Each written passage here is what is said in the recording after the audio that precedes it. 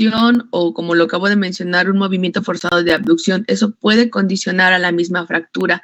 También otra cosa es que a nivel del astrágalo se forman como, por así decirlo, como unos pequeños picos a los lados. Eso es lo que hace que si llega a haber un tipo de rotación, esto condiciona a que choque con estas partes maleolares de esta pinza, porque en realidad los maleolos, maleolo interno, maleolo externo, conforman este pinzamiento. Entonces, aquí también en Kapanji mencionaba que una de las fracturas como importantes también es la fractura de Maisonneuve, creo que es como francesa, ¿no? Maisonneuve. Y aquí lo que sucede es que los ligamentos tibioperoneos inferiores pueden generar cierta resistencia, pero por otro lado puede ocurrir una fractura a lo que es el del nivel del maleolo medial. Entonces, el resto de las lesiones, sí puede haber rupturas, pero más que nada a nivel ligamentario. Bueno, que consideran más importantes, pero a nivel óseo, este tipo de fractura es el que se puede dar, sobre todo a nivel del maleolo medial. Acá uno de los puntos importantes que nosotros debemos tener es que, bien lo mencionaban sus compañeros, cuando nosotros hablamos de los límites de la flexión y de la extensión, que van a ser los movimientos propios de la articulación talocrural, es a donde vamos a encontrar como la dinámica de las lesiones. No va a ser lo mismo la flexión a la extensión, ¿sí? A final de cuentas, normalmente recuerden que nosotros siempre vamos a tener 3 límites: los óseos, los capsuloligamentosos y los musculares, que son los que nos van a dar como principal función. Entonces, de ahí dependerá cuál va a ser el mecanismo de lesión que nosotros vamos a tener. Realmente, en el mecanismo de flexión es a donde nosotros vamos a encontrar más en los mecanismos de fractura. ¿Por qué? Porque acá es a donde vamos a encontrar cómo impacta la porción anterior donde impacta cuando nosotros vemos acá. La voy a poner en primer plano.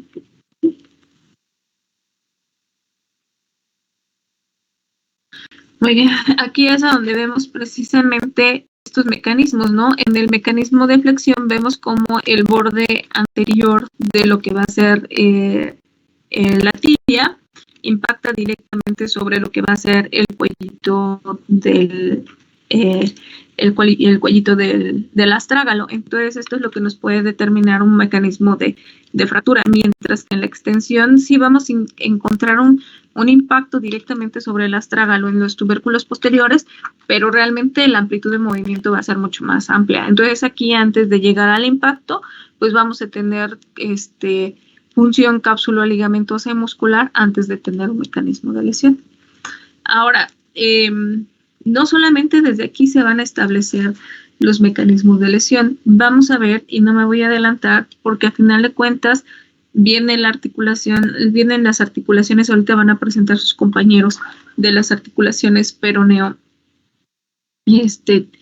tibiales, y después vamos a ver que en los mecanismos de lesión de la articulación talocrural, la subastragalina va a tener una gran influencia por lo que nosotros definimos como el tarso posterior. Entonces, realmente, acá solamente en la articulación talocrural vemos estos mecanismos de flexoextensión, que es el grado de libertad que nosotros vamos a tener.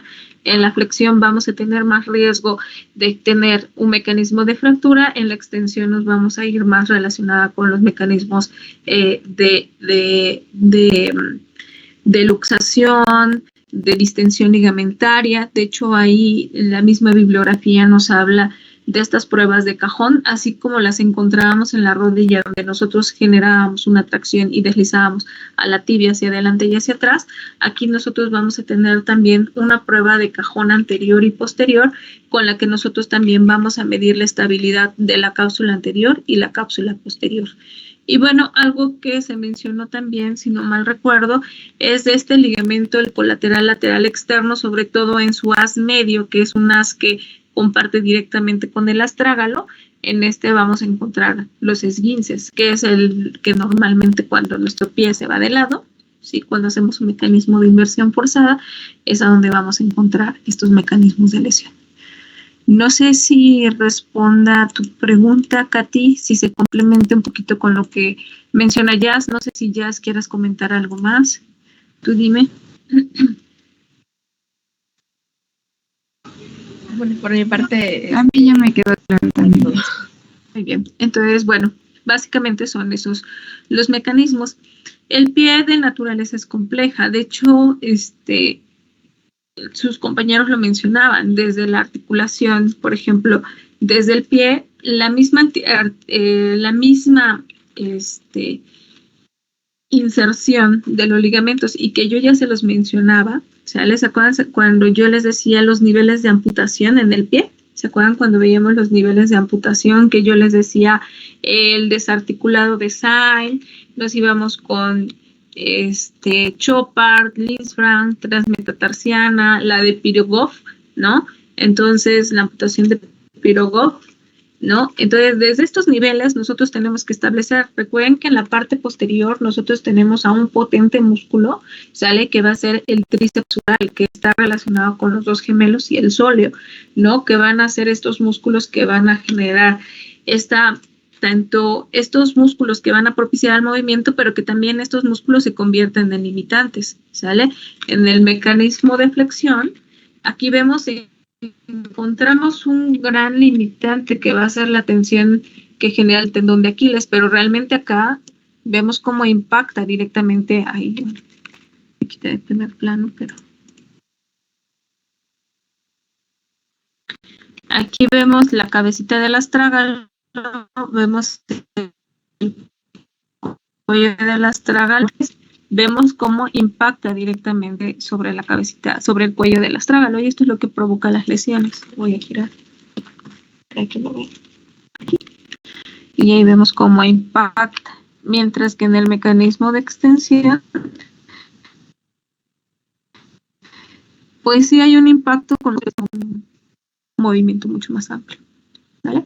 Entonces, de hecho, la misma bibliografía nos habla de estos cajones que están relacionados precisamente con la estabilidad de ligamentos anterior y posterior, pero también tenemos estas pruebas que van a estar relacionados con los movimientos de pronación y de supinación para darle estabilidad a nuestra articulación, ¿sale? Porque al final de cuentas, por eso se le llama mortaja tibia peronea, porque yo se los decía, al final de cuentas tiene una forma de cajoncito, por eso se habla de un cajón anterior, un cajón posterior, porque al final de cuentas tiene que tener una estabilidad anterior, una estabilidad posterior y la estabilidad lateral que está dada por los ligamentos colaterales. ¿Vale? Entonces es un cajón, y entonces cuando nosotros aplicamos pruebas, pues también podemos medirla por medio de estas pruebas de deslizamiento que van a medir la estabilidad de la articulación. ¿Vale? Muy bien. Bien, ¿alguna otra pregunta? Entonces fue Katy. Bien, ¿quién más?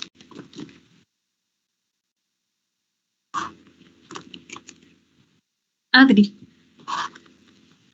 Sí, bueno, yo tenía una duda con respecto a la función biomecánica de los medios de adaptación de la articulación, porque, bueno, solamente pude anotar ese día que tenía como función la coaptación y del ligamento anterior que, bueno, se tensaba durante la eversión, pero no sé si estoy yo bien y pues lo demás que me faltaba, porque no me quedó muy clara esa parte. Muy bien. Vale, ¿quién quiere responder a...? De los medios de adaptación, por ejemplo, fueron esos, el tema que yo di, que fueron las bursas, el tejido adiposo, perdón, ¿qué más era? El cartílago, la membrana sinovial, y bueno, no sé si te quedó duda con alguno de esos, o quieres que te los repita, así como su función. Sí, por favor, si me los podrías volver a repetir. Bueno, por ejemplo, de ¿cómo se llama? Del tejido adiposo, por ejemplo, su función es como de una almohadilla que va a ayudar que impide como que el roce entre los dos huesos que son la tibia y el peroné para su desgaste, para evitar su desgaste, ¿no? Y por ejemplo de la cápsula articular, esa tiene como una función de estabilización, y del cartílago también, por ejemplo, ese nos va a ayudar a lo que es a facilitar el deslizamiento de lo que son a la articulación. Y de la membrana sinovial, por ejemplo, ese les dije que se iba a dividir en unos pliegues sinoviales. Hay uno anterior y uno posterior en lo que es la tibia, y ese nos va a ayudar a la lubricación de la articulación.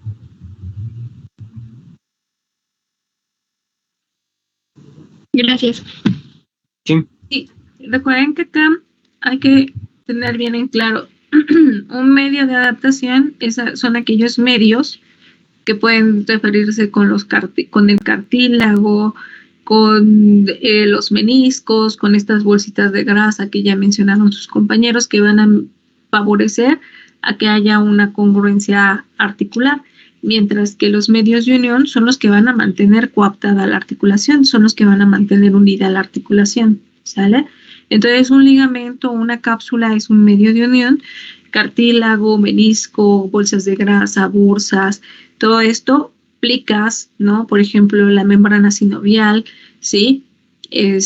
Van a ser medios de adaptación, como lo veíamos en la rodilla. Yo les decía que una de las estructuras que tiene más medios de unión y más medios de adaptación es la rodilla. ¿Sale?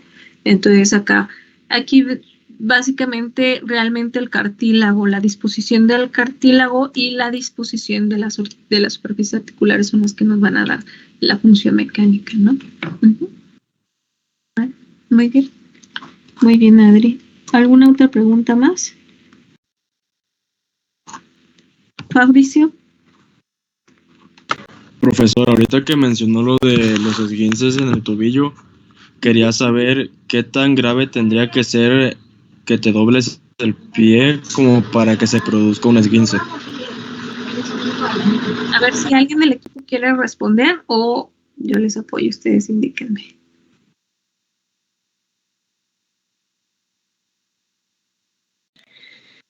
Bueno, yo tengo entendido los esguinces prácticamente se presentan por una eversión forzada. Entonces, la gravedad depende del impacto que tenga la zona a lesionarse. O sea, incluso, pues de hecho los esguinces hasta se dividen por grados, ¿no? Primero, segundo, tercer grado, donde puede ir desde lo menor como una elongación a nivel de los ligamentos, y ya si se hace un impacto mayor puede generar una ruptura. Sí, de hecho va a ser del grado de la fuerza, ¿no? O sea, si nosotros vamos caminando y el esguince, pues nada más fue una pequeña, ¿cómo decirlo coloquialmente? Un falseo, como ustedes lo conocen, ¿no? Cuando falsean, pues no va a ser lo mismo a que el pie haya provocado un mecanismo de eversión con el que hayan perdido la estabilidad y hasta se hayan caído, ¿no? ¿Sí? O sea, no es lo mismo que yo iba caminando y hice, ay, me torcí el pie, ¿no? A que este mecanismo de inversión, que es el concepto de no eversión, de inversión provoque precisamente sea tan intenso que provoque la pérdida del equilibrio y a ustedes caigan. Entonces ahí va a depender, ¿no? Cuando hay una caída, pues imagínense todo el peso del cuerpo sobre el tobillo, pues entonces nos implicaría un mayor grado de lesión, ¿no? Muy bien, Fanny, no sé si quieras comentar algo más, tú indícame. Sí, perfecto. Yo tenía otra pregunta porque, bueno, mis compañeros habían mencionado sobre las limitaciones de la flexoextensión, pero no me quedó claro muy bien. Yo noté que había factores óseos de la cápsula ligamentosos y de factores musculares, pero no entendí muy bien. Es que mencionan uno que es para la flexión y otro para la extensión. Ujú. Bien. Antes, Fabricio, no sé si haya quedado respondida tu pregunta. ¿De qué depende el grado de lesión del tobillo? Tú indícanos. Si quedó claro. Fabricio. No sé si nos escuches. Fabricio. No sé si perdió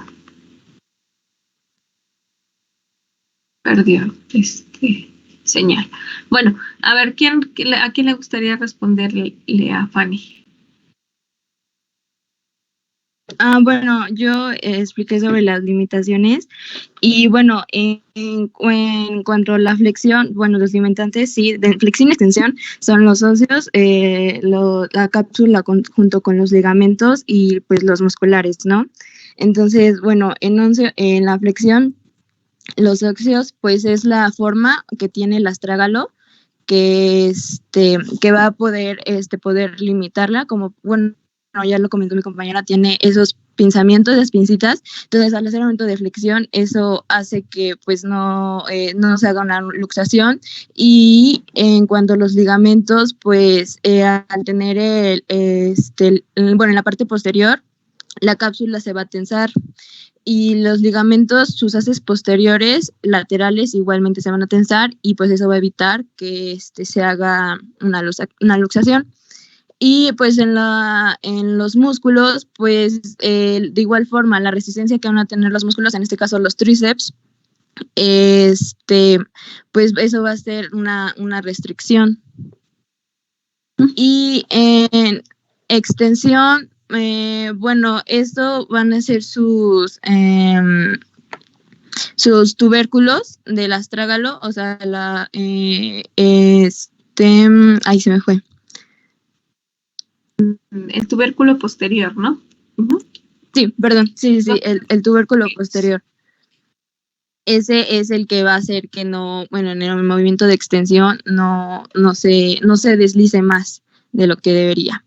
Y en cuanto a los ligamentos, pues estos van a ser en la parte anterior, los ligamentos que están en la parte anterior junto con sus haces anteriores del ligamento, los ligamentos laterales, que sería ya no me acuerdo del nombre. Laterales. Lateral. Media. Uh-huh. Bueno, el tibioperoneo. Sí. Los tibioperoneos en general. Uh-huh. Sí, al final de cuentas, los mecanismos de lesión, bueno, realmente la limitación de la flexoextensión, pues va a estar dada por los tres componentes que ya les mencioné. El componente óseo, que va a ser por la descripción de la misma superficie articular, ¿no? Anterior va a ser el cuello del astrágalo, posterior van a ser los tubérculos posteriores del astrágalo. Los limitantes cápsulo-ligamentosos, pues vemos que entra la cápsula anterior y la cápsula posterior. La cápsula anterior está reforzada por sus ligamentos, la cápsula posterior está reforzada por sus ligamentos, pero también vamos a tener ligamentos colaterales mediales y colaterales laterales, ¿no? Del tobillo, ¿sale? Entonces acá recuerden que yo les decía, aquí sí hay que ponerles nombres y apellidos, porque a final de cuentas vemos colaterales en el codo, colaterales en la muñeca, en el carpo, vemos en la rodilla, y ahorita estamos con el tobillo, ¿no? Entonces acá la disposición de los dos ligamentos, vemos que el ligamento colateral externo, que tiene sus tres haces, es mucho menos fuerte y mucho menos estable que el ligamento interno, ¿no? Porque el ligamento interno, tenemos un ligamento deltoideo, ¿no? Que está expuesto en dos planos, un plano superficial y un plano profundo, y que va a tener dos expansiones que van a reforzar a la tibia con el astrágalo, y aparte vamos a tener un ligamento que va desde el escafoides y termina hasta parte del calcáneo, ¿sale? Entonces ahí tenemos los dos planos del ligamento colateral medial, mientras que en el colateral externo vamos a tener 3 ligamentos, uno que se expande a la parte anterior y otro que se expande a la parte posterior del astrágalo, pero vamos a tener un ligamento mucho más largo, un poco delgado, que se expande hasta el calcáneo. Entonces, todo lo que suceda en el calcáneo, pues va a influir hacia ese ligamento. Y dentro de los factores musculares, pues vamos a tener en la parte posterior, tenemos a un músculo muy potente que es el gastrocnemio, y en la parte anterior vamos a tener a los músculos dorsiflexores, pero son menos potentes, o flexores, pero son menos potentes que el gastrocnemio, ¿no? Ese es algo que tenemos ahí también, ¿no? Que es como una característica. Muy bien, ¿vale?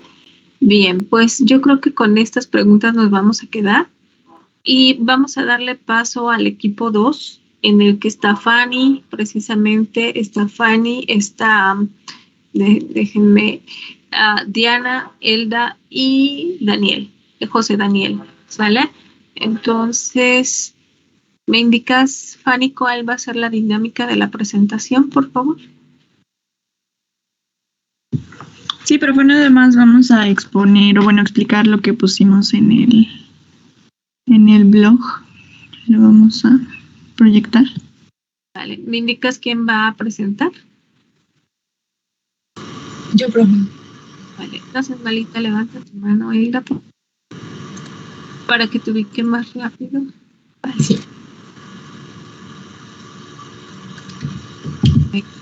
¿Me indicas si ya te da la opción, por favor? Sí, profe, ya. Gracias.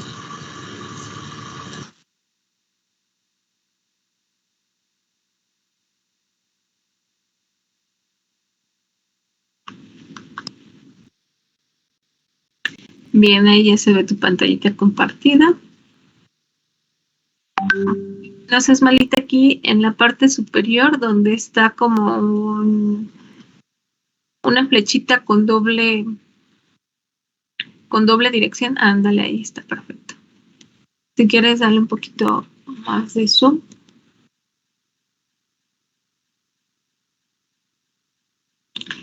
El zoom lo puedes dar desde ahí donde, en la parte superior, donde están tus iniciales. Parte superior, donde están superior derecha, donde están tus iniciales. Hay 3 puntos junto a tus iniciales, ahí. Muy bien. Va, pues inician, ¿vale?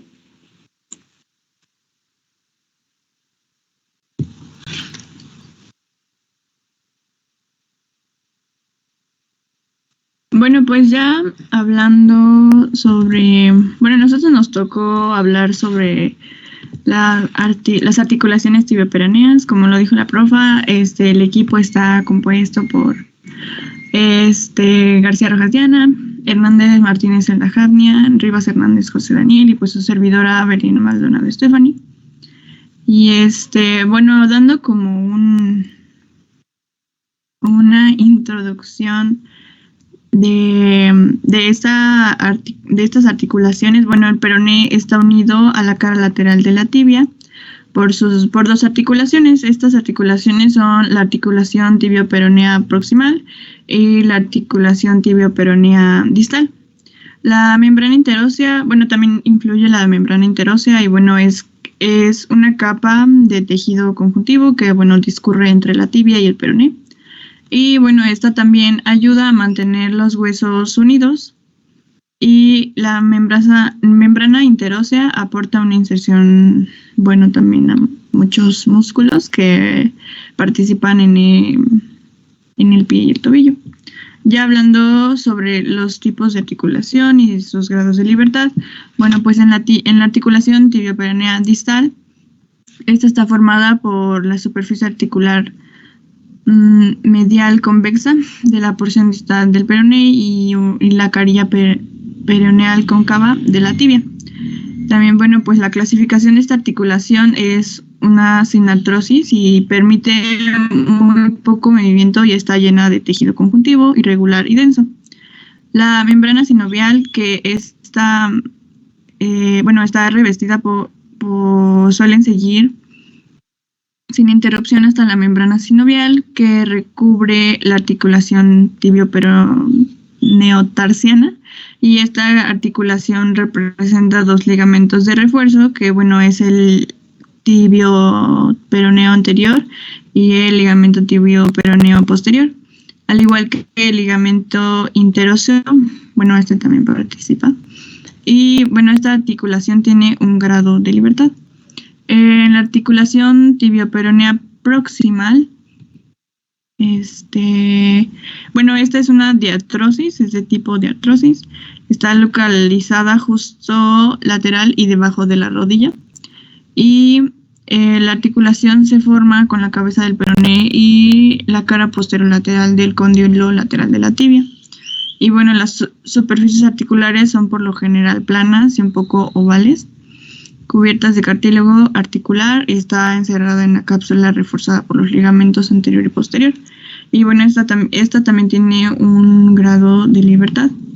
Dentro de esos, es importante mencionar que estas articulaciones están muy vinculadas con la articulación que expusieron el equipo anterior, que es la talocrural. O sea, sus movimientos se basan tienen que ver como biomecánicamente mucho con esa articulación. Y dentro de la flexoextensión se produce en el plano sagital y en el eje transversal. Y también se menciona que tiene movimiento de aducción y abducción, que es en el plano transversal y en el eje longitudinal. También Capangyi menciona que existe la rotación axial. Dentro de los movimientos fisiológicos, estos se forman por la forma de la tróclea astragalina, que permite deducir que la carilla tibial interna es sagital, mientras que la externa, que es la peronea, permanecen en un plano oblicuo hacia adelante y hacia afuera, y la anchura de la polea es menor por detrás que por delante, y esta es de una diferencia de 5 centímetros. El movimiento de separación y de aproximación de los maleolos se acompaña de una rotación axial del maleolo lateral, Capangyi lo menciona como que es haciendo de charnela del ligamento peroneotibial posterior. Y esta rotación se puede poner de manifiesto con facilidad mediante una varilla que atraviese en sentido horizontal al maleolo lateral. Entre su posición en la flexión y la posición en la extensión existe una diferencia de 30 grados de rotación interna. Eso es a lo que me refería yo con la rotación axial. Y en su rango de movimiento, de amplitud y de trayectoria, dentro de la flexión, cuando el ángulo que en la imagen tal vez no se alcanza a ver, pero para hacerlo referencia, en el ángulo B, que es en la primera imagen es la primera parte que está como hacia arriba el pie. Se trata de una flexión y su amplitud es de 20 a 30 grados. La zona sombreada indica el margen de variaciones individuales de la amplitud, que es de 10 grados.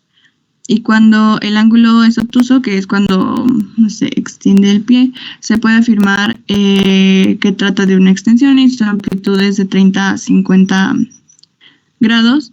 Y el margen de variación individuales, que es la zona azulada, es mayor de 20 grados que el de la flexión. En los movimientos extremos no solo interviene la articulación talocrural, como se los mencioné, sino que se añade una amplitud propia de las articulaciones del tarso, que no son menos importantes, o sea, también es importante mencionarlas. Y en la máxima flexión, las articulaciones del tarso añaden algunos grados, mientras que en la bóveda se aplana. Y esto sucede a la inversa en la flexión máxima, que bueno, la amplitud adicional se debe a un hundimiento de la bóveda.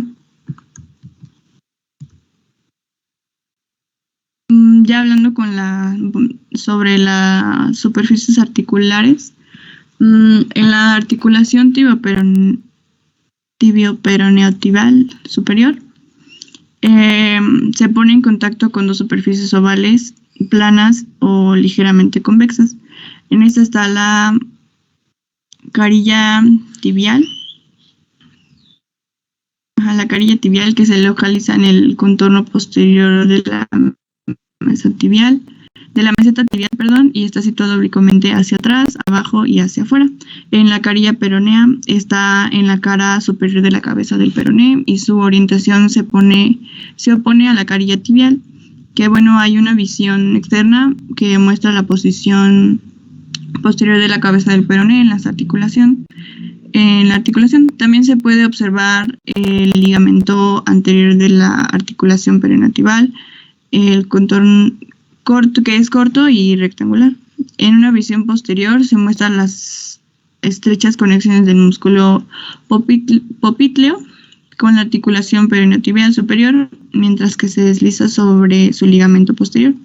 En la articulación peroneotibial distal, bueno, en la tibia hay una superficie cóncava, más o menos pues rugosa, que está delimitada por la bifurcación del borde externo del hueso y se opone a la superficie peronea convexa, plana o incluso puede ser cóncava, y está debajo de la cual se localiza la carilla peroneal de la articulación talocrural y está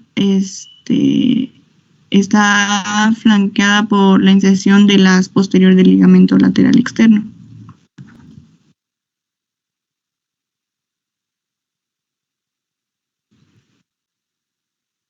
Yo les voy a presentar las alteraciones y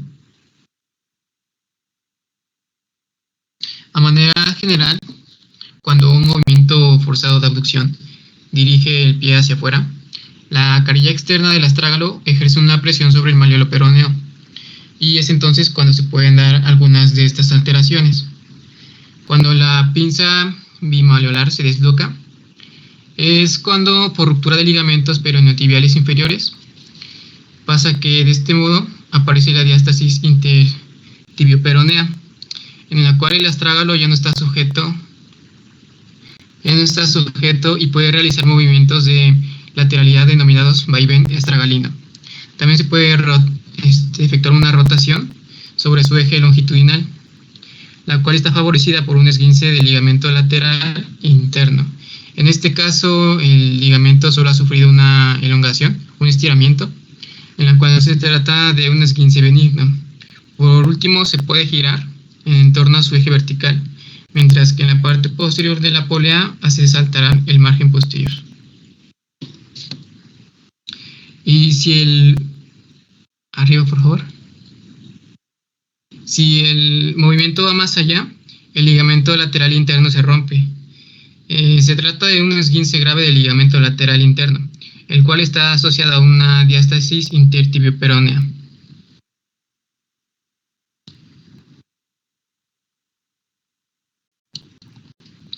Cuando el malleolo medial cede, al mismo tiempo que el externo, por encima de los ligamentos peroneotibiales inferiores, se provoca una fractura de Dupuytren alta. A veces la línea de la fractura peronea está situada mucho más arriba, en el cuello. Entonces, en ese caso, se trata de una fractura de Maisonneuve.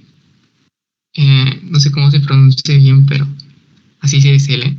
Y se presenta ya ahí, así como se puede apreciar en la imagen. Con frecuencia, los ligamentos tibioperoneos inferiores resisten. En su mayor resistencia tiene el anterior, el cual es más fuerte. Y cuando se da la fractura del malleolo medial, se asocia entonces a una fractura del malleolo lateral, por debajo o a través de la articulación peroneotibial inferior. En este caso se habla de una fractura de Dupuytren baja, o de una de sus equivalentes, el cual sería una ruptura del ligamento lateral interno.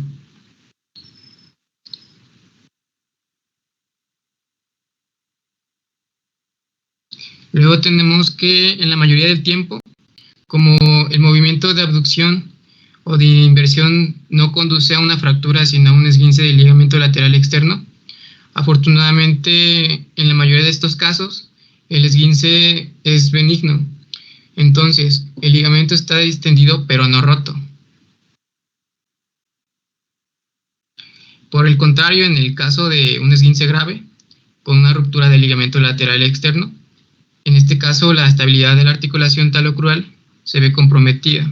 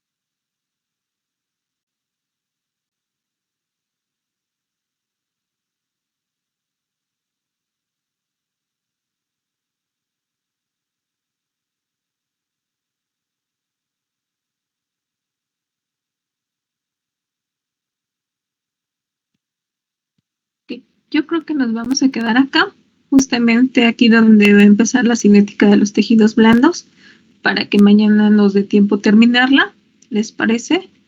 Y generemos las preguntas. Ahorita vayan anotando sus preguntitas, ¿no? De estos apartados que se presentaron, la artrocinemática y la descripción de las superficies articulares y los movimientos, que fueron los que generaron sus compañeros, y mañana hacemos las preguntas. Adri, te escucho. Adri. Sí, profesora, solo le quería pedir si el equipo 5 se podía quedar con usted un ratito nada más. Sí, claro, sin problema. Vale, sí. Bueno, entonces nos quedamos acá en medios de unión, que es la cinética de los tejidos inertes, ¿vale? Mañana continuamos, ¿vale? Que tengan bonito día, cuídense mucho, que estén bien. Gracias. Nos vemos, profesora. Me quedo con el equipo 5, por favor. Equipo 5 es de la biomecánica de